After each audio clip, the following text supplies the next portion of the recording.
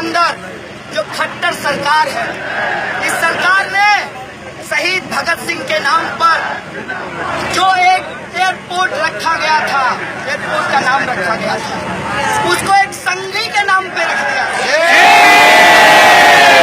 कहने का मतलब यह है कि हमको देशभक्ति का सर्टिफिकेट आरएसएस से नहीं चाहिए, हमको देशभक्ति होने का सर्टिफिकेट आरएसएस से नहीं चाहिए। हम हैं इस देश के और इस मिट्टी से प्यार करते हैं। इस देश के अंदर जो 80% गरीब आवाम है, हम उसके लिए लड़ते हैं। हमारे लिए यही देश है।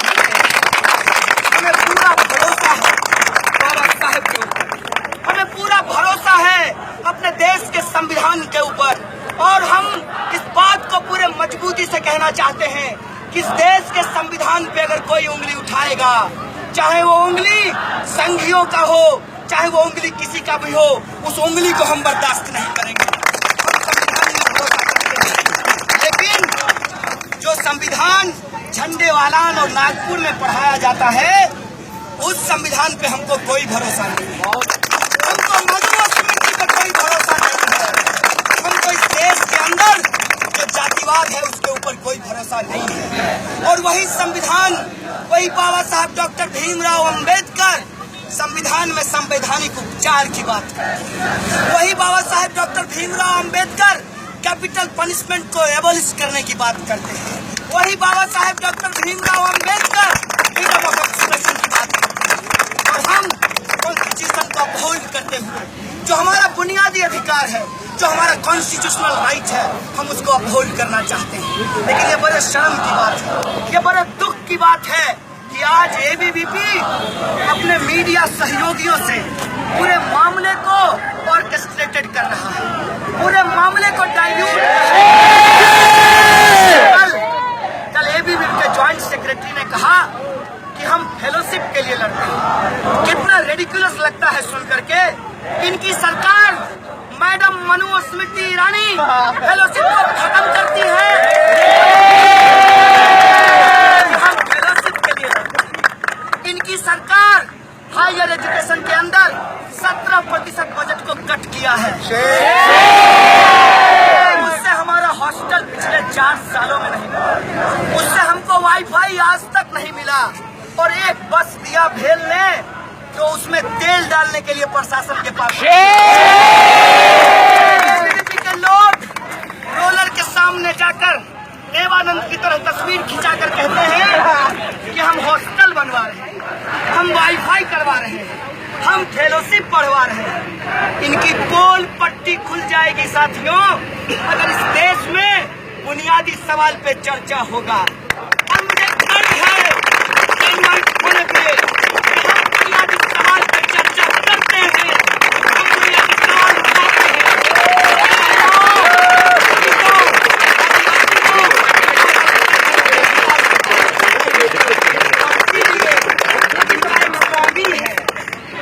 स्वामी कहता है कि जेएनयू में जिहादी रहते हैं, कहता है कि जेएनयू के लोग हिंसा फैलाते हैं। मैं जेएनयू से चैलेंज करना चाहता हूं आरएसएस के विचारकों को कि बुलाओ और करो हमारे साथ डिबेट। हम करना चाहते हैं हिंसा के कॉन्सेप्ट पे डिबेट, और हम सवाल खड़ा करना चाहते हैं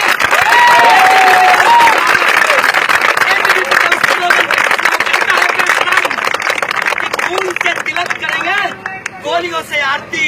किसका खून बहाना चाहते हो इस मुल्क में तुम? चाहते हो इस मुल्क में तुमने गोलियां चलाई हैं। अंग्रेजों के साथ मिलकर इस देश की आजादी के लिए लड़ने वाले लोगों के ऊपर गोलियां चलाई हैं। इस मुल्क के अंदर गरीबी जब अपने रोटी की बात करता है, जब भूखमरी से लोग मर रहे अपने हक की बात करते हैं, तुम उन पे गोली चलाते हो। गोली चलाया है इस मुल्क में मुसलमानों के ऊपर, तुमने गोली चलाया है इस मुल्क में महिलाएं जो अपने अधिकार की बात करती है, तो तुम कहते हो कि 5 उंगली बराबर नहीं हो सकता। महिलाओं को सीता की तरह रहना चाहिए और सीता की तरह अग्नि परीक्षा देना चाहिए। कि इस देश में लोकतंत्र है और यह लोकतंत्र सबको बराबरी का हक देता है, चाहे वो विद्यार्थी हो, चाहे वो कर्मचारी हो, चाहे वो गरीब हो, मजदूर हो, किसान हो या अंबानी या अदानी हो, सबके हक की बराबरी की बात करता है। उसमें महिलाओं के हक की जब हम बराबरी की बात करते हैं तो ये कहते हैं कि आप भारतीय संस्कृति को बर्बाद करना चाहते हैं। हम बर्बाद करना चाहते हैं शोषण की संस्कृति को, जातिवाद की संस्कृति को, मनुवाद की संस्कृति को। आपकी परिभाषा से हमारी संस्कृति की परिभाषा तय नहीं होती। इनको दिक्कत कहाँ आता है? इनको दिक्कत होता है जब इस मुल्क के लोग लोकतंत्र की बात करते हैं, जब लोग लाल सलाम के साथ नीला सलाम लगाते हैं, जब मार्क्स के साथ बाबा साहब डॉक्टर भीमराव अम्बेडकर का नाम लेते हैं, बातुल्लाह का नाम लिया जाता है, इनको पेट में दर्द होता है। और इनकी साजिश है, ये अंग्रेजों के चमचे हैं। लगाओ मेरे ऊपर डिफेमेशन का केस। मैं कहता हूँ कि आरएसएस का इतिहास अंग्रेजों के साथ खड़ा होने का इतिहास। देश के गद्दार आज देशभक्ति का सर्टिफिकेट बांटते हैं। मेरा मोबाइल चेक कीजिए साथियों, मेरी माँ और बहन को भक्ति गालियां दी जा रही है। इसी भारत माता की बात करते हो। अगर तुम्हारी भारत माता में मेरी माँ शामिल नहीं है, मुझे मंजूर नहीं है यह भारत माता का कंसेप्ट। देश की महिलाएं तो गरीब हैं, मजदूर हैं। मेरी माँ आंगनबाड़ी सेविका है, 3000 से हमारा परिवार चलता है और ये उसके खिलाफ गालियां दे रहा है। मुझे शर्म है इस देश के अंदर जो गरीब मजदूर दलित किसान हैं, उनकी माताएं भारत माता नहीं है। मैं कहूँगा जय भारत के माताओं की जय, पिताओं की जय, माताओं बहनों की जय, किसानों मजदूरों दलितों आदिवासियों की जय। मैं कहूँगा लेकिन में हिम्मत है तो बोलो इनकलाब जिंदाबाद, बोलो भगत सिंह जिंदाबाद, बोलो सुखदेव जिंदाबाद, बोलो अशफाक उल्लाह खान जिंदाबाद, बोलो बाबा साहब जिंदाबाद। तब हमारे इस देश में भरोसा करते हैं। और तुम बाबा साहब का 125वीं जयंती मनाने का नाटक कर रहे हो। है तुम में हिम्मत तो सवाल उठाओ, जिसको सवाल बाबा साहब डॉक्टर भीमराव अम्बेडकर ने उठाया कि इस देश के अंदर जातिवाद सबसे बड़ी समस्या है। बोलो जातिवाद के ऊपर लगा लाओ रिजर्वेशन, प्राइवेट सेक्टर में रिजर्वेशन लाओ, तमाम जगह रिजर्वेशन को लागू करो। सवाल है तब मानेंगे कि तुमको मीडिया चलाएगा नहीं है। देश कभी नहीं था और कभी नहीं हो सकता। कोई देश अगर बनता है तो वहाँ के लोगों से बनता है। अगर देश की अवधारणा में दूसरे लोगों के लिए जगह नहीं है, गरीब मजदूरों के लिए जगह नहीं है और देश नहीं है। कल मैं टीवी डिबेट में ये बात बोल रहा था दीपक चौरसिया जी को कि चौरसिया जी ये गंभीर समय है, इस बात को याद रखिएगा। अगर मुल्क में फांसीबाज जिस तरीके से आ रहा है, मीडिया भी सुरक्षित नहीं रहने वाली है। उसके भी स्क्रिप्ट लिख करके आएंगे संघ के ऑफिस से और उसके भी स्क्रिप्ट लिख करके आते थे कभी इंदिरा गांधी के समय में कांग्रेस की ऑफिस से। इस बात को याद रखिएगा। और अगर आप सच में इस देश में देशभक्ति दिखाना चाहते हैं, कुछ मीडिया के साथी कह रहे थे कि हमारे टैक्स के पैसे से, सब्सिडी के पैसे से जेएनयू चलता है। हाँ सच है, सच है कि टैक्स के पैसे से चलता है, सच है कि सब्सिडी के पैसे से चलता है। लेकिन ये सवाल खड़ा करना चाहते हैं कि यूनिवर्सिटी होता किस लिए है? यूनिवर्सिटी होता है कि समाज के अंदर जो कॉमन कंसाइंस है कोट एंड कोट, उसका क्रिटिकल एनालिसिस किया जाए, अगर यूनिवर्सिटी के काम में फेल है, कोई देश नहीं बनेगा, उस देश में कोई लोग शामिल नहीं होंगे और देश होगा सिर्फ और सिर्फ पूंजीपतियों के लिए चारागाह होगा, सिर्फ और सिर्फ लूट और शोषण का चारागाह बन करके रह जाएगा। अगर देश के अंदर लोगों की जो संस्कृति है, लोगों की जो मान्यताएं हैं, लोगों का जो अधिकार है, हम उसको शामिल नहीं करेंगे, उससे देश नहीं बनेगा। हम देश के साथ पूरी तरीके से खड़े हैं और उस सपने के साथ खड़े हैं जिसको भगत सिंह और बाबा साहब भीमराव अम्बेडकर ने लिखा। हम उस सपने के साथ खड़े हैं, सबको बराबरी का हक दिया जाए। हम उस सपने के साथ खड़े हैं कि सबको जीने का हक हो, सबको खाने पीने और रहने का हक हो। उस सपने के साथ खड़े हैं और उस सपने के साथ खड़ा होने के लिए रोहित ने अपना जान गंवाया है। लेकिन मैं कहना चाहता हूँ इन संघियों को, लानत है तुम्हारी सरकार पर और चुनौती है मुझे केंद्र सरकार को कि आप रोहित के मामले में जो किया है वो जेएनयू में हम नहीं होने देंगे।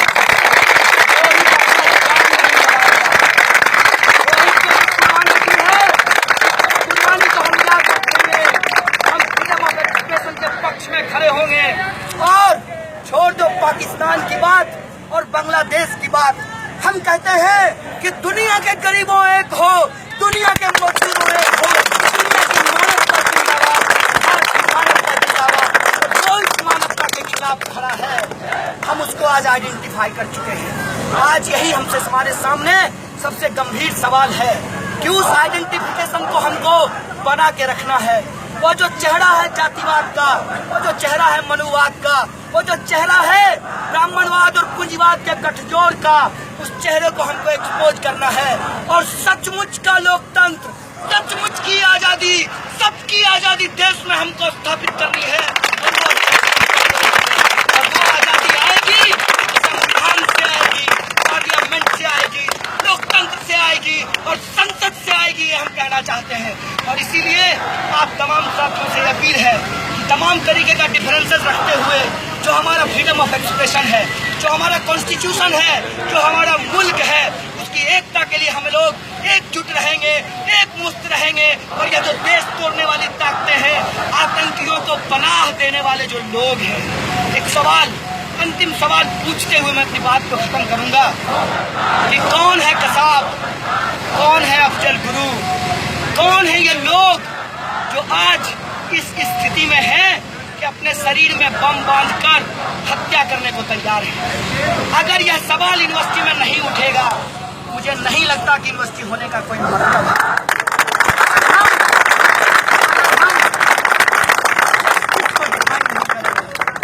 अगर हम वायलेंस को डिफाइन नहीं करेंगे, कैसे आप वायलेंस को देखते हैं?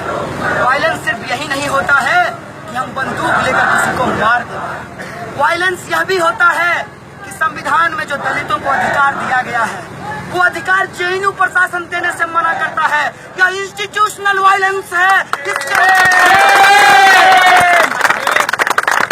की बात करते हैं, कौन तय करेगा कि जस्टिस क्या है? जब ब्राह्मणवादी व्यवस्था थी तो दलितों को मंदिर में नहीं घुसने देते थे, यही जस्टिस थी।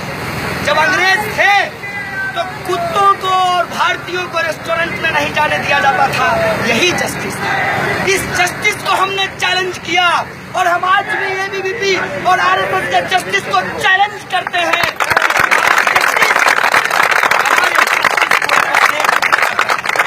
अगर तुम्हारा जस्टिस हमारे जस्टिस को एकोमोडेट नहीं करता है, हम नहीं मानेंगे तुम्हारे जस्टिस को और नहीं मानेंगे तुम्हारी आजादी को। हम मानेंगे उस दिन आजादी को जिस दिन हर इंसान को उसका कॉन्स्टिट्यूशनल राइट मिलेगा, जिस दिन हर इंसान को उसका संवैधानिक अधिकार देते हुए इस मुल्क के अंदर बराबरी का दर्जा दिया जाएगा, उस दिन हम जस्टिस को मानेंगे। बहुत गंभीर परिस्थिति है। किसी भी तौर पर जेएनयू किसी भी हिंसा का, किसी भी आतंकवादी का, किसी भी आतंकवादी घटना का, किसी भी देश विरोधी एक्टिविटी का कोई समर्थन नहीं करता। एक बात फिर से, जो कुछ लोग अनआइडेंटिफाइड लोग जो पाकिस्तान जिंदाबाद के नारे लगाए हैं, जेएनयू उसके कड़े शब्दों में भर्त्सना करता है। एक बात जो है उसको आप सब लोगों को शेयर करते हुए ये सवाल है जेएनयू एडमिनिस्ट्रेशन और एबीवीपी के लिए। इस कैंपस में 1000 तरह की चीजें होती है। अभी आप ध्यान से एबीवीपी का स्लोगन सुनिए। ये कहते हैं कम्युनिस्ट कुत्ते, ये कहते हैं अफजल गुरु के पिल्ले, ये कहते हैं जिहादियों के बच्चे। आपको नहीं लगता कि अगर इस संविधान ने हमको नागरिक होने का अधिकार दिया है तो मेरे बाप को कुत्ता कहना ये हमारे संवैधानिक अधिकार का हनन है कि नहीं है? ये सवाल मैं एबीवीपी से पूछता, ये सवाल पूछना चाहते हैं जेएनयू एडमिनिस्ट्रेशन से कि आप किसके लिए काम करते हैं, किसके साथ काम करते हैं और किसके आधार पर काम करते हैं। ये आज बात बिल्कुल स्पष्ट हो चुकी है कि जेएनयू एडमिनिस्ट्रेशन पहले परमिशन देता है, फिर नागपुर से फोन आने के बाद परमिशन लेता है। यह जो परमिशन देने और लेने की प्रक्रिया है, यह उसी तरीके से तेज हो गई है इस मुल्क में जैसे फेलोशिप को देने और लेने की प्रक्रिया है। कि पहले फेलोशिप आपको बढ़ाने की घोषणा की जाएगी, फिर कहा जाएगा कि फेलोशिप बंद हो गया है। ये संघीय पैटर्न है, ये आरएसएस और एबीवीपी का पैटर्न है, जिस पैटर्न से वो मुल्क को चलाना चाहते हैं और इसी पैटर्न से वो जेएनयू एडमिनिस्ट्रेशन को चलाना चाहते हैं। हमारा सवाल है जेएनयू के वाइस चांसलर से कि पोस्टर लगा था जेएनयू में, बाकायदा पर्चे आए थे मेस में, अगर दिक्कत था तो जेएनयू एडमिनिस्ट्रेशन पहले परमिशन नहीं देता। अगर परमिशन दिया तो किसके कहने से परमिशन कैंसिल किया, ये बात जेएनयू एडमिनिस्ट्रेशन क्लियर करे। ये सवाल हमारी से पूछना चाहिए। साथ ही साथ ये जो लोग हैं इनकी सच्चाई जान लीजिए, इनसे नफरत मत कीजिएगा क्योंकि हम लोग नफरत कर नहीं सकते। इनसे बड़ी ही दया भाव है इनके प्रति। ये इतने उछल रहे हैं क्यों? इनको लगता है जैसे गजेंद्र चौहान को बिठाया है वैसे हर जगह चौहान दीवान फरमान ये जारी करते हैं। चौहान दीवान और फरमान की बदौलत ये हर जगह नौकरी पाते रहेंगे। इसीलिए जब ये जोर से भारत माता की जय चिल्लाए तो आप समझ लीजिए कि परसों इनका इंटरव्यू डीयू में होने नौकरी लगेगी, देशभक्ति पीछे छूट, नौकरी लगेगी, भारत माता का कोई ख्याल नहीं, नौकरी लगेगी, तिरंगा को तो इन्होंने कभी माना ही नहीं, भगवा झंडा भी नहीं था। सवाल करना चाहता हूँ कि कैसी देशभक्ति अगर एक मालिक अपने नौकर से सही बर्ताव नहीं करता, अगर किसान अपने मजदूर से सही बर्ताव नहीं करता, अगर पूंजीपति अपने एम्प्लॉयमेंट से सही बर्ताव नहीं करता, और ये जो अलग अलग चैनल के लोग हैं जो पत्रकार काम करते हैं 15-15 हजार रुपए में, इनके जो सीईओ हैं वो इनसे ठीक से बर्ताव नहीं करते।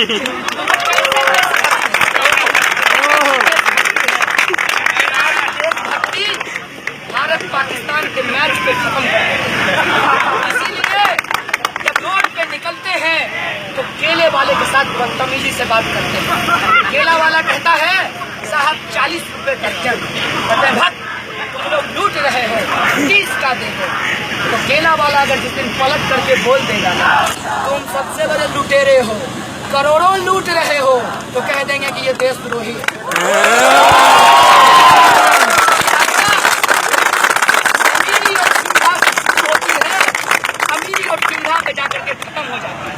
मैं बहुत सारे एबीवीपी के दोस्तों को जानता हूँ, मैं उससे पूछता हूँ कि सच में तुम्हारे अंदर देशभक्ति की भावना पनपती है? वो कहता है भैया क्या करें, 5 साल की सरकार है, 2 साल खत्म हो गया है, 3 साल का टॉक टाइम बचा है, जो करना है इसी में कर डालना।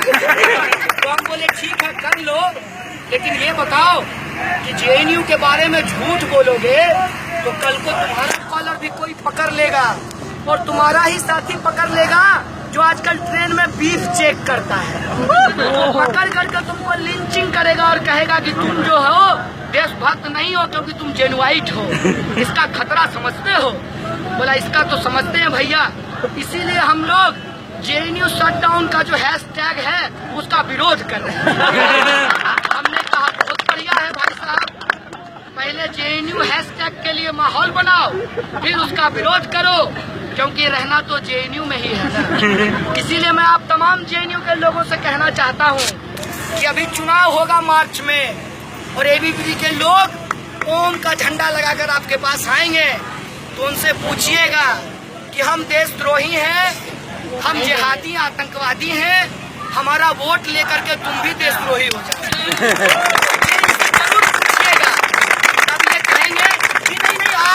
नहीं है वो कुछ लोग थे, तो हम कहेंगे कि वो कुछ लोग थे। ये बात तो तुमने मीडिया में नहीं कही, तुम्हारा वाइस चांसलर नहीं बोला और तुम्हारा रजिस्ट्रार भी नहीं बोल रहा है, और वो कुछ लोग भी तो कह रहे हैं कि हम पाकिस्तान जिंदाबाद नहीं लगाए, वो कुछ लोग भी तो कह रहे हैं कि हम आतंकवाद के पक्ष में नहीं है। वो कुछ लोग भी तो कह रहे हैं कि हमारा परमिशन देकर के परमिशन कैंसिल कर दिया, ये हमारे डेमोक्रेटिक राइट के ऊपर अटैक है। वो कुछ लोग हैं जो कह रहे हैं कि अगर इस देश के अंदर कहीं लड़ाई लड़ी जा रही है तो उसके समर्थन में हम खड़ा होंगे।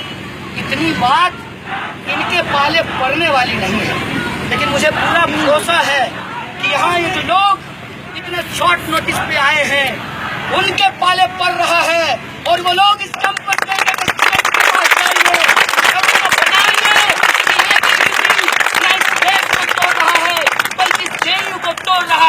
हम जेएनयू को टूटने नहीं देंगे।